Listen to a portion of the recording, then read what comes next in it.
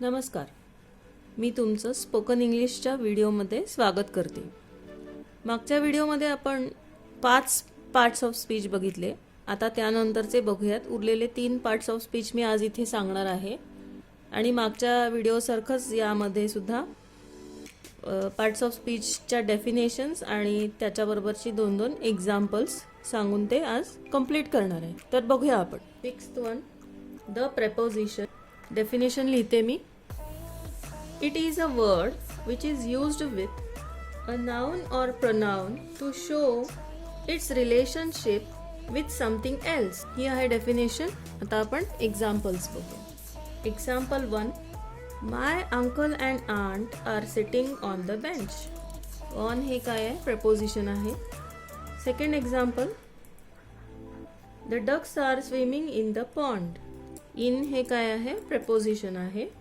Definition प्रमाणे definition वाचून बघा आणि त्याप्रमाणे तुम्हाला एक्झाम्पल्समध्ये जे प्रेपोजिशन आहे त्याच्या खाली अंडरलाईन करायचं आहे. आता प्रेपोजिशनमध्ये काय काय येतं तर over, under, in, on, of अशा पद्धतीचे जे शब्द येतात ते सगळे प्रेपोजिशनमध्ये येतात. पुढचा बघूया आपण.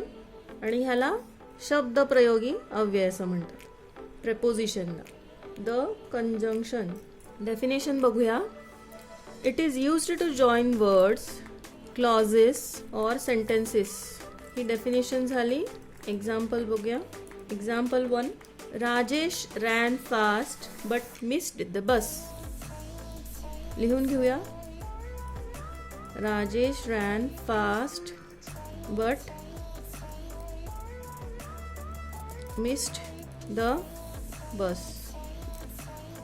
तर यामधलं कंजंक्शन बट आहे. Second example, you must work hard और यू विल नॉट सक्सीड.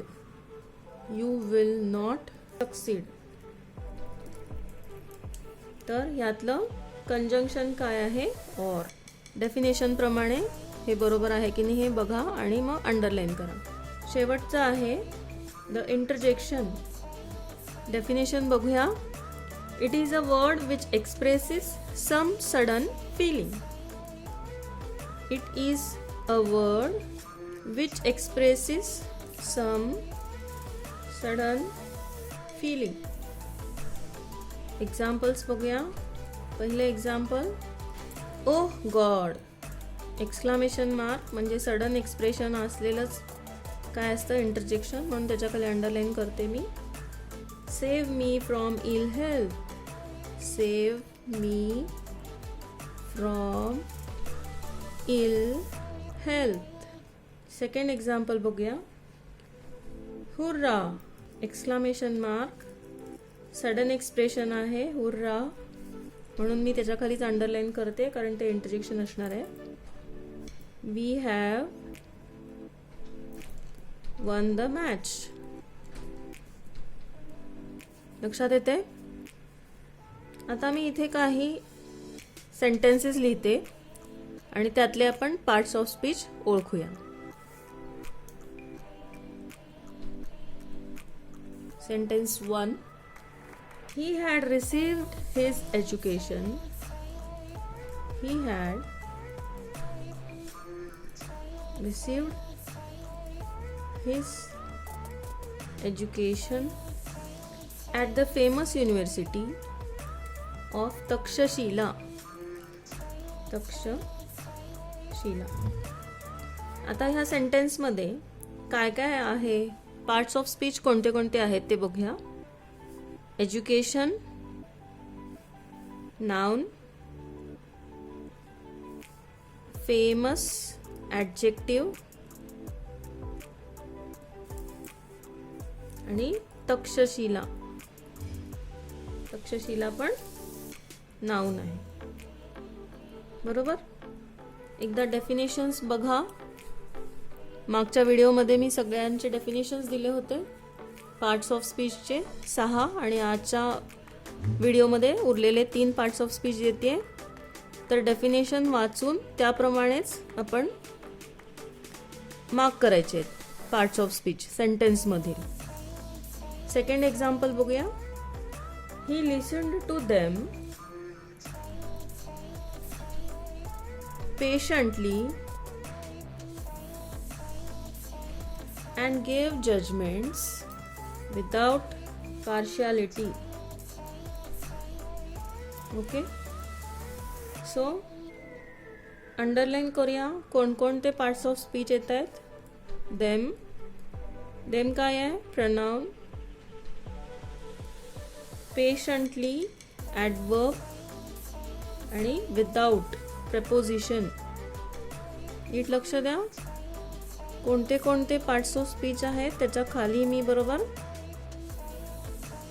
ते ओळखलेले लिहिलेले आहेत.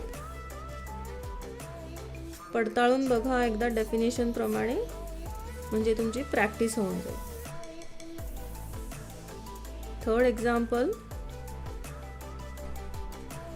अ borrowed book is like a borrowed book is like a guest in the house. बघूया कोणतं पार्ट्स ऑफ स्पीच आहे. Guest, noun. Next, tell me the truth at once.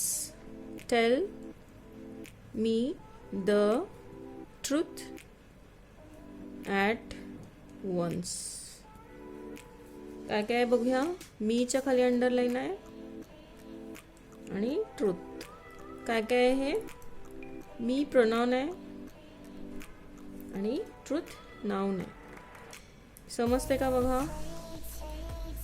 Fifth, Annie flew up like a rocket. फ्ल्यूच्या खाली underline आहे, हे काय आहे, verb. बघा बरोबर आहे का. वर्ब शिवाय सेंटेन्स पूर्ण होत नाही, अर्थ लागत नाही सेंटेन्सचा नीट. बघा एक्झाम्पल्स लक्षात येतात का. हे प्रॅक्टिससाठी मी सेंटेन्सेस दिलेले आहेत आणि कशा पद्धतीने तुम्ही प्रॅक्टिस करायची आहेत सेंटेन्सेसमधले पार्ट्स ऑफ स्पीच ओळखण्यासाठी. अशा पद्धतीचे एक 25 सेंटेन्सेस कोणत्याही बेसिक ग्रामरमधल्या पुस्तकातली शोधून घ्या आणि ती वाक्य लिहून घ्या आणि डेफिनेशन्स पाठ करून त्यामधनं हे पार्ट्स ऑफ स्पीच अंडरलाईन करा. म्हणजे हा तुमचा पार्ट्स ऑफ स्पीचचा टॉपिक लक्षात राहील आणि कव्हर होईल. या पुढचा टॉपिक आपण नेक्स्ट व्हिडिओमध्ये बघूया. आवडला असेल तर लाईक्स द्या आणि सबस्क्राईब करा. धन्यवाद.